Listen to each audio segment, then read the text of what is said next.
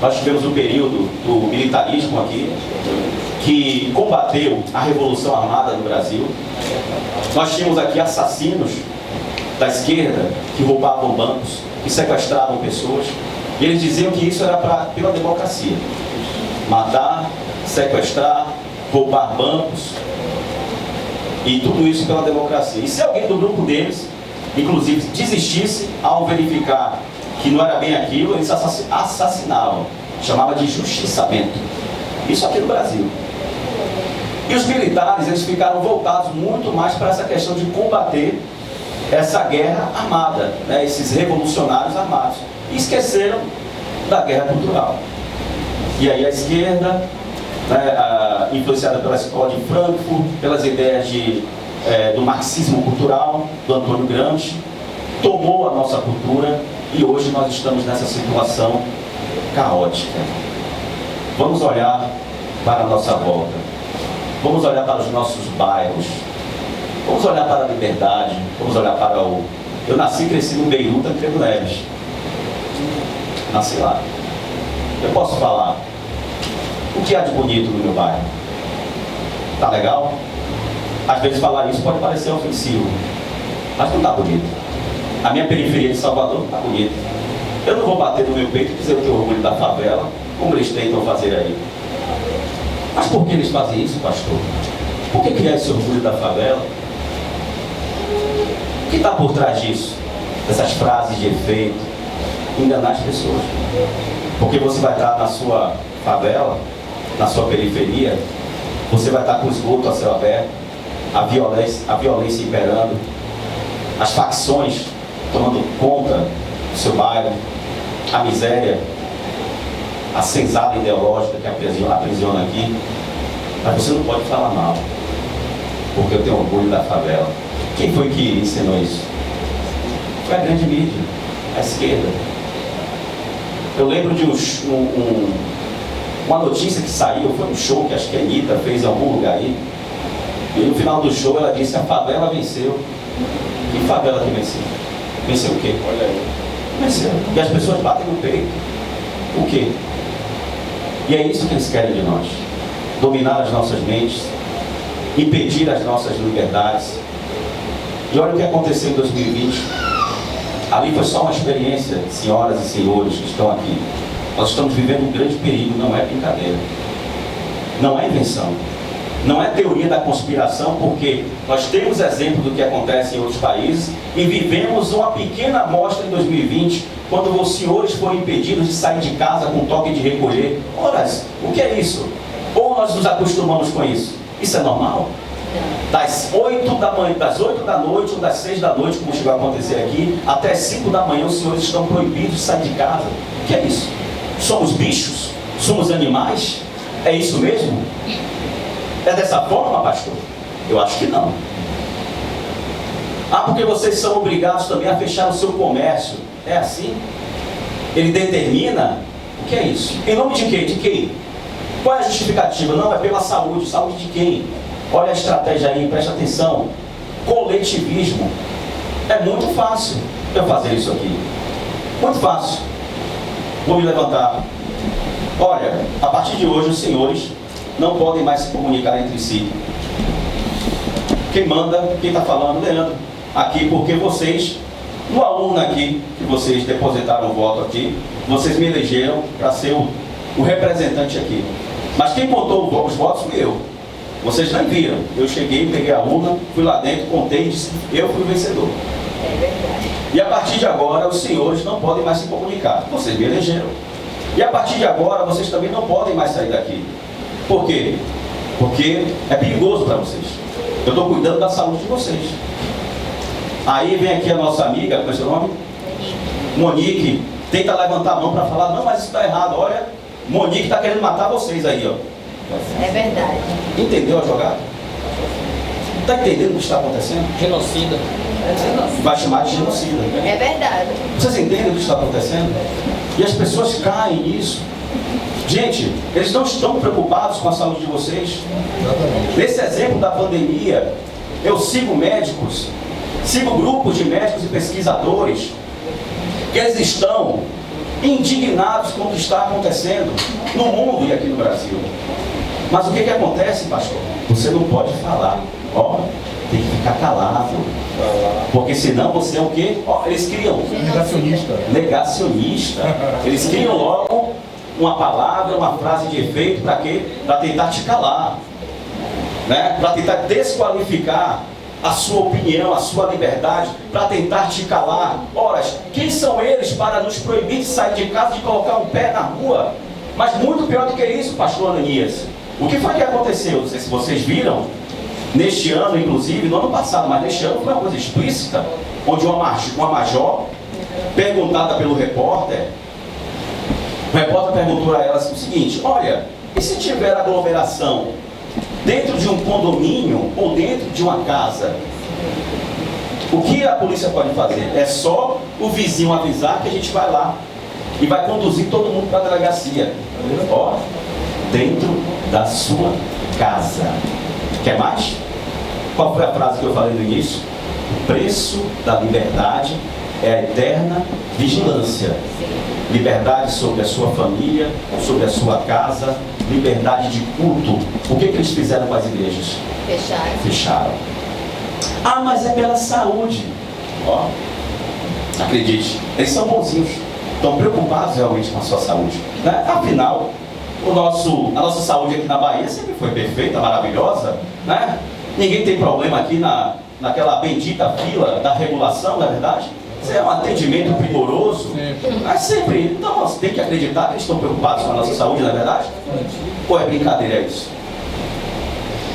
Então, são essas questões que nós precisamos estar alertas, porque eles querem invadir a sua casa, a sua privacidade, a criação dos seus filhos. Tem país aí já que prende o pai ou retira os filhos dos pais. Sabe por quê, pastor? Não, porque é cristão demais, é religioso demais. Aqui no Brasil, uma procuradora, ela afirmou na TV, sendo entrevistada, que os filhos não pertencem aos pais, pertencem ao Estado. Você quer mais? Tudo isso é pensamento de quem? Eu falo para vocês muito claramente, da esquerda. Sabe por quê? Porque quem é de direita, quem é conservador, vai defender a sua liberdade, a sua autonomia enquanto pai e mãe, a sua autonomia na criação dos seus filhos. O professor não tem o direito de, na escola, ensinar diferente do que eu ensino para o meu filho em casa.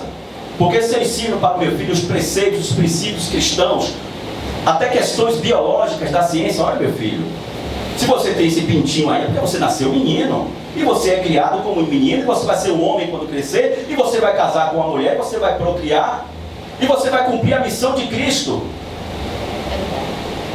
Mas aí a escola vai lá para a criança de 5 anos, 6 anos.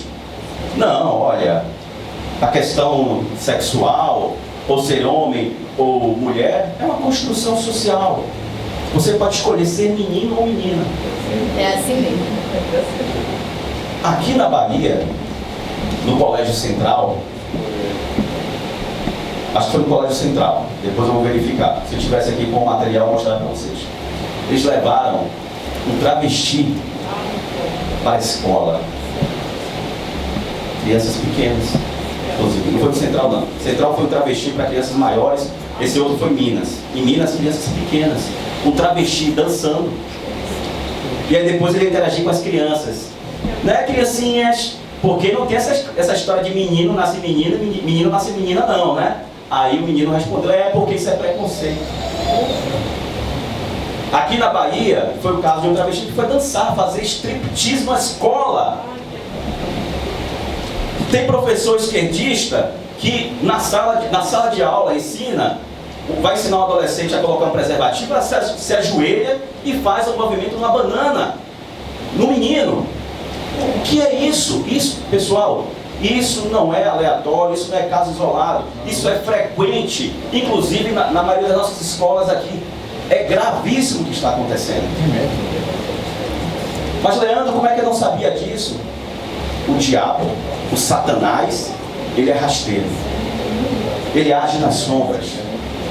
E ele vai cercando de um jeito que agora, inclusive, se você falar contra isso nas redes sociais, você pode ser acusado de homofobia ou transfobia, porque o STF transformou em crime. Mas essa é a intenção do STF. Não é verdade? A agenda comunista do STF. Mas, Leandro, o senhor como advogado, você como advogado, o STF pode criar um crime novo? Não pode. Não pode. Não há crime sem lei anterior que o defina, não há pena sem prévia combinação legal. Isso está na Constituição Federal. Para que se tenha um crime novo, uma tipificação de uma conduta como crime, tem que passar pelo Legislativo. Para aí sim virar lei. Mas o STF, nos tempos atuais, pela agenda da esquerda, para impor a agenda gaysista contra nós, a agenda da esquerda, não, olha, eu vou fazer o seguinte, eu vou equiparar aqui, né, a transfobia e a homofobia, eu vou equiparar aqui ao crime de racismo. Olha. Então agora, se o pastor aqui falar alguma coisa que está na Bíblia, pode ser preso, crime de racismo, imprescritível. Olha a situação. Por quê? Porque estamos dormindo, porque estávamos dormindo. Nós temos a nossa responsabilidade, senhores e senhoras. Os senhores como cristãos, nós não viemos aqui para ficar apenas como cristãos da porta da igreja para dentro. Me permita aqui, pastores, senhores, eu vou falar.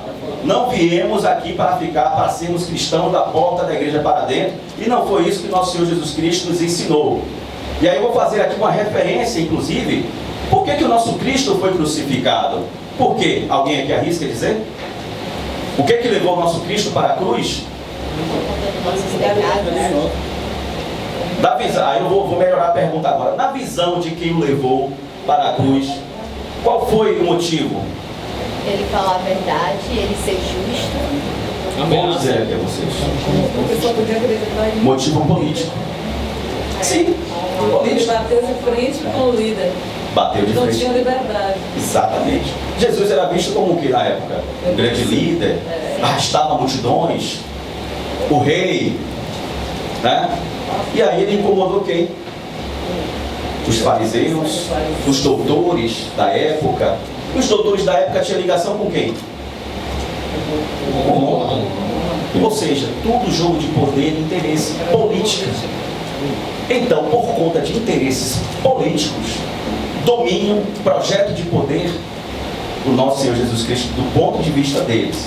Nós sabemos que, né, havia uma profecia, o motivo de tudo isso acontecer. Do ponto de vista deles, eles crucificaram o nosso Cristo por questões políticas. Olha que interessante. E o nosso Senhor Jesus Cristo, ele foi crucificado por nós. E os seus discípulos, o que fizeram? Inicialmente, alguns ficaram até receosos, né? Mas recobraram a sua fé, a sua força. E o que eles fizeram? Eles pararam ou continuaram? Continuaram. Sofreram perseguições ou não sofreram? E por que nós estamos aqui hoje? Não é por causa dessa história, desses fatos? Seremos nós agora os covardes? Não. Estamos passando por algo muito parecido. Os poderes, o sistema político, os poderosos que estão aí, com o exemplo que eu dei agora, eles estão aí tentando nos massacrar, acabar com a nossa cultura, acabar com a criação que nós damos para os nossos filhos. Eles já fizeram muitas perversidades.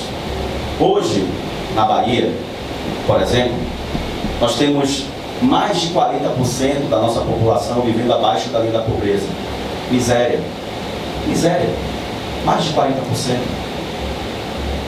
Das 10 cidades mais violentas do país, 4 estão aqui na Bahia. Nós temos aqui na Bahia a maior taxa de analfabetismo, a maior taxa de evasão escolar. Se você pegar os últimos 10 anos do PT no poder, você enche um estádio cheio, 60 mil pessoas assassinadas. Assassinadas. O que é isso? No período em que o PT assumiu aqui a Bahia, com isso não estou dizendo que o anterior é bom. Estou pegando os fatos mais próximos. Nós vimos o que a gente via na televisão, pastor, porque quando eu ouvia falar em facção criminosa, guerra do tráfico, eu via falar do Rio de Janeiro assistindo na televisão. Será que é por acaso que no período da esquerda, do PT, as portas se abriram para o tráfico aqui? As facções passaram a dominar os nossos municípios, os nossos bairros, guerra do tráfico, bala perdida, criança recebendo bala perdida e morrendo, enfim. Será que é à toa? Gente, não é à toa. Por quê? Por que não é à toa? Porque o pensamento revolucionário ele é assim. Ele vai usar o que é de mais sujo, de mais perverso, de mais violento, de mais asqueroso, fascínora, para destruir a nossa sociedade, para destruir e retirar de vocês a liberdade, para implementar o caos. Caos é destruição. E o pior de tudo, sabe o que é? Que quando o caos se aprofunda, estamos lá sem saída, o mesmo fascínora que criou isso, ou os mesmos, ou o grupo, ele vai lhe apresentar uma solução. Olha, a situação está assim, mas se quiser eu resolvo. Ele cria o problema, cria o caos, e depois vai se apresentar como o salvador da pátria. E aí o povo, propaganda. Contra o que esse cara combate? Contra o que ele combate? Esquece dessa pergunta. E aí cai na propaganda. E aí, pessoal, o que eu garanto para vocês, aqui para encerrar essa primeira parte aqui, os meus conhecimentos sobre políticas públicas, sobre gestão pública, nas minhas pesquisas, eu garanto para vocês, sinceramente, seja no sentido econômico, liberdade, estrutural, poderia ser bem melhor, mas infinitamente melhor. Vocês não têm ideia do quanto poderia ser muito bom. Nós tínhamos tudo aqui para ser um país, ou até um estado aqui da Bahia, com índices econômicos ou índice de liberdade econômica ou de qualidade de vida melhor do que na Europa.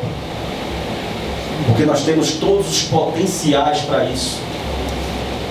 Mas tem gente que não quer, porque eles querem ser os donos de tudo e querem nos subjugar e nos vender, inclusive. Então, eu peço aos senhores, primeiro orem e entendam que esse momento que nós estamos atravessando, nós precisamos de vocês, precisamos estar juntos. Aquele 7 de setembro ali, grandioso, foi para a honra e glória do nosso Deus. Eu quero ser um instrumento apenas.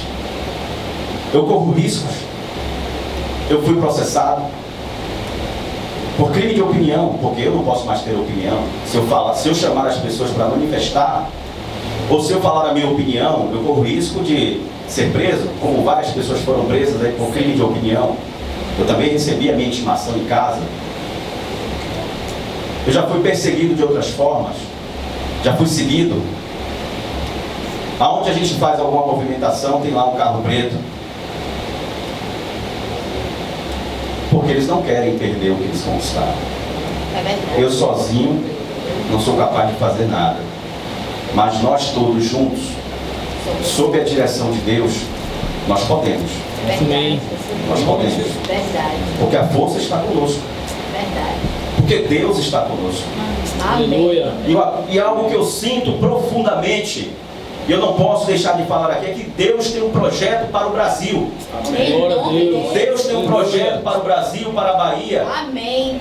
O inimigo se levantou aqui na América Latina, derrubou a Argentina, derrubou a Venezuela, derrubou a Bolívia. Sim. Mas do Brasil virá a salvação não só para o nosso país, mas para toda a América Latina. E eu creio. Glória a Deus. Nós vamos libertar o nosso povo e vamos libertar a América Amém. Latina desse mal, dessa perversidade, desses fascínoras. Em nome de Jesus. Porque não é possível vermos, como eu tenho vídeos de pessoas na Venezuela comendo cachorro e gato na rua, caçando gato, pombo na rua, e na hora que encontra aquilo ali é para se alimentar, para não morrer de fome. E aí tem pessoas aqui que duvidam disso, do que está acontecendo. Gente, não podemos deixar que isso aconteça aqui. E eu digo para vocês, aqui na Bahia especificamente, porque nós temos um país imenso, e existe um processo aqui na Bahia senhores, ou melhor, no Brasil, em que em alguns locais ou em alguns estados o processo está mais avançado. Aqui na Bahia estamos avançados nessa questão.